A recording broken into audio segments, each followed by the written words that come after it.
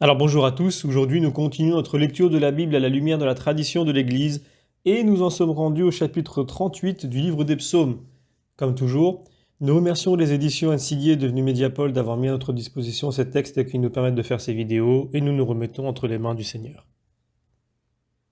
Notre Père qui êtes aux cieux, que ton nom soit sanctifié, que ton règne vienne, que ta volonté soit faite sur la terre comme au ciel. Donne-nous aujourd'hui notre pain de ce jour. Pardonne-nous nos offenses, comme nous pardonnons aussi à ceux qui nous ont offensés. Et ne nous laisse pas entrer en tentation, mais délivre-nous du mal. Également, nous nous remettons entre les mains de notre Mère bienveillante, la Vierge Marie. Je vous salue Marie, pleine de grâce, le Seigneur est avec vous. Vous êtes bénie entre toutes les femmes, et Jésus, le fruit de vos entrailles, est béni. Sainte Marie, Mère de Dieu, priez pour nous pauvres pécheurs, maintenant et à l'heure de notre mort. Amen. Également, nous faisons toujours cette demande spécifique à l'Esprit Saint, qu'il corrige en nous les erreurs éventuelles qui peuvent provenir de notre état de pécheur. Alors, sans plus attendre, je démarre avec le premier verset. Psaume de David pour commémorer. Alors, le meilleur commentaire dont nous disposons, c'est celui du chapitre 53 d'Isaïe sur le serviteur souffrant. Donc, nous allons le joindre évidemment à ce psaume. C'est toujours le Christ qui parle dans tous les psaumes. Le Christ tête et corps, et c'est pourquoi il parle de ses péchés. Le Christ a vraiment assumé toute l'humanité. On lit en Jean chapitre 17, « Comme toi, Père, tu es en moi, et moi en toi, qu'eux aussi soient un en nous. » D'ailleurs, nous pouvons prendre un commentaire de saint Augustin qui dit ceci. « Nous avons ici la passion du Christ aussi clairement que dans le récit de l'Évangile. Pourquoi le Christ parle-t-il seul? Parce qu'il a épousé l'humanité. Ils seront deux en une seule chair. La cause de la colère de Dieu, c'est mes péchés, ma folie. Pourquoi le Christ ne dirait-elle pas mes péchés, lui qui a dit j'ai eu faim et vous m'avez donné à manger. J'ai eu soif, j'étais étranger, j'étais infirme. Matthieu 25. La tête est sauvée. Le corps sera sauvé lui aussi. Nous sommes de ce corps si nous avons foi sincère, espérance certaine et charité ardente. Alors, ici dans notre cas, nous n'avons pas encore commencé à lire tout le chapitre, mais vous allez comprendre, j'ai préféré le mettre un peu comme une forme d'introduction. Et je prends maintenant le verset 2. « Seigneur, ne me châtie pas dans ta fureur, ne me corrige pas dans ta colère. » Alors le psaume 38, c'est aussi l'un des psaumes de la pénitence. Le verset 2, que nous venons de lire, est semblable au début du psaume 6. Colère et fureur, qui chez l'homme déchaînent le châtiment, sont ici une figure. Donc pour cela, vous pouvez évidemment reprendre le psaume 6. Je peux prendre un texte parallèle, Jérémie 21, « Je compattrai moi-même contre vous avec colère et avec fureur et avec grande indignation. » Luc 23, « Pour la troisième fois, Pilate leur dit, « Quel mal a-t-il donc fait? Je ne trouve en lui rien qui soit digne de mort. Donc je le châtierai et je le relâcherai. » Alors je continue et je prends maintenant le verset 3. « Car tes flèches sont fichées en moi, sur moi ta main s'est abattue. » Alors, il y a un parallèle en Job chapitre 6. « Les flèches de Shaddai sont fichées en moi et leur brûlure boit mon souffle. » On a également un autre verset en Job 11. « La main du Seigneur m'a frappé. » Ruth chapitre 1. « La main du Seigneur s'est étendue sur moi. » Je continue. Verset 4. « Rien d'intact en ma chair, face à ta colère, plus de paix pour mes os, face à mon péché. » Et oui, mon péché, parce que Dieu l'a fait pécher. 2 Corinthiens chapitre 5. Donc nous dit saint Paul, forgeant une expression extraordinairement forte pour placer sur le Christ tout le poids du péché. Ici, quand il dit « rien d'intact en ma chair », eh bien c'est la réalité après la flagellation. le couronnement d'épines et la crucifixion. Je continue et je prends maintenant le verset 5. Mes injustices montent plus haut que ma tête, m'écrasent comme une masse trop lourde. On a des textes parallèles. On peut prendre par exemple Esdras chapitre 9. Seigneur, je rougis de lever ma face vers toi, nos péchés s'entassent sur nos têtes et nos fautes ont grandi jusqu'au ciel. Je continue et je prends maintenant le verset 6. Mes plaies envenimées se corrompent face à ma folie.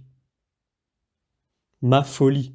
Saint Paul écrira « Nous prêchons le Christ crucifié, scandale pour les Juifs, folie pour les gentils, mais ce qu'il y a de fou en Dieu est plus sage que les hommes. » On a plusieurs textes parallèles. Je peux prendre par exemple Job chapitre 7. « Ma chair est couverte de vers et de coutres terreuses, ma peau se fend et suppure. » Je continue, je prends maintenant les versets 7 à 9. Je suis courbé, je plie, accablé. J'ai passé tout le jour dans l'affliction, mes reins portent un mal brûlant, plus rien d'intact en ma chair. J'ai été maltraité, humilié, excédé, je rugissais du grondement de mon cœur. Donc ici, on peut évidemment reprendre en texte parallèle le procès de Jésus en Matthieu 26 et 27. On parle de rugissement comme dans le psaume 22. Je peux également prendre un autre texte parallèle, notamment Job, chapitre 19, avec différents versets. « Sachez qu'Éloa m'a courbé. Voici, je crie violence et pas de réponse. Je vocifère et il n'y a pas de jugement. Il m'a dépouillé de ma gloire, il a ôté la couronne de ma tête, il me détruit de partout. À ma peau, à ma chair, mes os collent. Je n'ai plus que la peau de mes dents. Ayez pitié de moi, vous du moins mes amis, car la main d'Éloa m'a touché. Pourquoi me poursuivez-vous comme Dieu? Mes reins brûlent de désir au fond de moi, car vous dites, comment le tourmentons-nous? Je continue, et je prends maintenant les versets 10 et 11. Seigneur, mon désir s'étale devant toi, mon gémissement tu le connais, mon cœur tremble, ma force m'abandonne, la lumière de mes yeux, elle aussi, s'en va. Prenons un commentaire de saint Augustin. Le désir est devant Dieu, ainsi que le gémissement du cœur. Un texte parallèle, notamment Lamentation chapitre 1.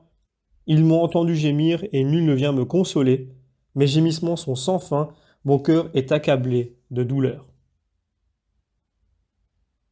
Également dans ce verset que nous avons lu, où la lumière de mes yeux s'en va, on a des textes parallèles aussi dans les psaumes. Psaume 142, psaume 143, où il est dit « Mon esprit s'éteint ». Je prends maintenant le verset 12. « Mes amis, mes voisins, devant ma plaie se figeaient, mes proches se tenaient à distance. » Alors à ce sujet, mes amis, mes voisins, saint Augustin commente. C'est la voix du Christ, la voix de la tête, mais ne séparons pas de lui son corps. La tête n'a pas voulu se désolidariser des plaintes du corps. Le corps oserait-il s'écarter des souffrances de la tête? Souffre donc dans le Christ. Tout à l'heure, il avouait tes péchés en son nom. Il les disait siens, car il disait « Plus de paix pour moi face à mon péché », alors qu'ils n'étaient pas les siens. De même qu'il a voulu que nos péchés soient siens pour le salut de ses membres, à notre tour, faisons que ces douleurs soient nôtres par amour pour notre tête. Préparons-nous à partager son sort. Ne repoussons pas un tel calice, car il a dit « Pouvez-vous boire le calice que moi je boirai ?» Et au sujet des amis, il y a un texte parallèle, Matthieu 26, « Alors tous les disciples l'abandonnant, prirent la fuite. » Et oui. Je continue et je prends maintenant le verset 13. « Ils m'ont traqué, ceux qui cherchaient mon âme, ceux qui m'en voulaient, disaient des perfidies, tout le jour méditaient leurs mensonges. » Évidemment, ce passage nous rappelle la trahison de Judas et l'intrigue des pharisiens que l'on retrouve notamment dans Marc chapitre 14. Je continue et je lis maintenant les versets 14 et 15. « Moi, comme un sourd, je n'entendais pas, muet, je n'ouvrais pas la bouche. J'étais un homme qui n'entend pas, qui n'a pas de réplique en sa bouche. » Par rapport à ce passage, muet, je n'ouvrais pas la bouche, je prends un commentaire de saint Augustin. Le Seigneur n'avait pas peur d'adresser des reproches aux pharisiens. « Malheur à vous, scribes et pharisiens hypocrites !» Mais pendant sa passion, il attendait en silence que s'accomplissent toutes les prophéties, et celle-ci entre autres. Comme une brebis devant celui qui l'attend, il n'ouvre pas la bouche. Il fallait qu'il se tue dans sa passion, lui qui ne se tairait pas au grand jugement, car il était venu pour être jugé, mais il reviendrait pour juger. On peut prendre un texte parallèle, Matthieu 26, mais Jésus se taisait. On peut même aller dans l'Ancien Testament, relire Isaïe à ce sujet. Isaïe 53, maltraité, il s'humilie, il n'ouvre pas la bouche. Comme un agneau conduit à la boucherie, comme une brebis devant le tondeur, et qui se tait, il n'ouvre pas la bouche. Je continue, et je lis maintenant le verset 16. C'est sur toi que je compte, Seigneur, c'est toi qui répondras, mon Seigneur et mon Dieu. Donc, la réponse est évidemment en Matthieu chapitre 26, les versets 63 et 64. À l'interrogation du grand prêtre, « Dis-nous si tu es le Christ, fils de Dieu ?» Jésus répond, « Tu l'as dit. Et si c'est vrai qu'un jour vous verrez le Fils de l'homme siégeant à la droite de la puissance et revenu sur les nuées du ciel. » On peut prendre un texte parallèle, notamment Job chapitre 16. « Et maintenant voici dans les cieux mon témoin, mon garant est là-haut. » Je continue et je lis maintenant les versets 17 et 18. « J'ai dit qu'il n'ait pas cette joie, si je trébuche, de triompher sur moi, car je me tiens prêt pour cette agonie et ma passion m'est toujours présente. » Je me tiens prêt pour cette agonie. Le Christ savait, et c'est pourquoi dans le jardin il demanda que le calice passât loin de lui. On peut prendre un texte parallèle, Siracide chapitre 23. « Seigneur, Père et Maître de ma vie, ne m'abandonne pas à leur volonté, ne me laisse pas trébucher par leurs faits. » Je continue et je lis maintenant les versets, donc les derniers versets, 22 et 23. « Ne m'abandonne pas, Seigneur, mon Dieu, ne t'éloigne pas. Aide-moi, ne tarde pas, Seigneur, mon salut. » Alors ici, nous pouvons lire un commentaire de saint Augustin qui dit ceci. « Disons avec le Christ, ne m'abandonne pas, Seigneur, comme il l'a dit au psaume 22 et en Matthieu 27. Dieu aurait-il abandonné la tête, lui qui n'a pas abandonné le corps? Le Père, le Fils et l'Esprit, Dieu unique aurait-il abandonné le Christ? Notre tête, le Christ parle ici au nom du premier homme. Nous le savons parce que l'apôtre l'a dit. Notre vieil homme a été cloué à la croix avec lui. Le Christ en effet est venu pour que nous soyons rénovés en lui, et nous sommes rénovés quand nous imitons sa passion. C'est donc la voix de notre infirmité, notre voix qui disait « Pourquoi m'as-tu abandonné ?» Ce salut, mes frères, est celui que les prophètes ont tant désiré, comme le dit l'apôtre Pierre, en 1 Pierre chapitre 1 verset 10. Ils le demandaient et ne l'ont pas reçu, mais ils l'ont cherché et ils l'ont annoncé. Nous sommes venus, nous avons trouvé et réalisé ce que les prophètes avaient désiré. L'Évangile nous dit, nous avons trouvé le Messie. Mais nous-mêmes ne l'avons pas encore reçu. D'autres viendront après nous, ils trouveront ce qu'ils ne recevront pas non plus, et ils passeront pour que tous ensemble, à la fin de la journée, nous recevions avec les patriarches, les prophètes et les apôtres, et tous les ouvriers, quelle que soit leur époque, le denier du salut. Nous recevrons le salut éternel, nous contemplerons la gloire de Dieu, et nous verrons sa face, louant Dieu et ne soupirons plus, mais adhérant à celui vers qui nous aurons soupiré jusqu'à la fin. Nous serons dans cette cité où Dieu est notre lumière, notre joie, notre vie. Alors je terminerai par une interrogation intéressante, puisqu'il est rare que les psaumes présentent l'occasion de parler de la Vierge Marie.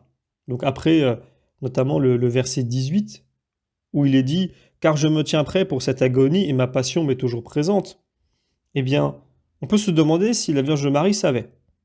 Rupert de Dutz, qui est un témoin de son siècle, reconnaissait que Marie savait le pourquoi et l'enjeu de la passion du Christ, au moins à l'heure où se réalisait cette passion. Donc je vais lire le commentaire et je terminerai donc sur cela. C'est un commentaire qui vient des œuvres du Saint-Esprit, tome 2.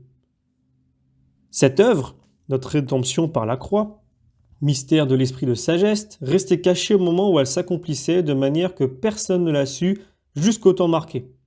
Aussi, le saint homme Job, dit-il dans son poème, « D'où vient donc la sagesse et quel est le lieu de l'intelligence ? Elle se dérobe aux yeux de tout vivant, se cache même aux oiseaux du ciel. Aux yeux de tout vivant, dit-il. En vérité, aux yeux de tout vivant, car nul de tous les hommes qui vivaient alors dans la chair ne savait ce qui s'opérait par le gibet de la croix du Christ, pas même un seul des apôtres. Quant aux morts de la mort commune, quelques-uns purent le savoir, surtout les patriarches et les prophètes, dont le dernier Jean venait d'être enlevé de la société des vivants. Certes, eux qui, vivants, avaient annoncé ce mystère, ne l'ignoraient pas une fois morts, mais au contraire, ils attendaient d'un grand désir.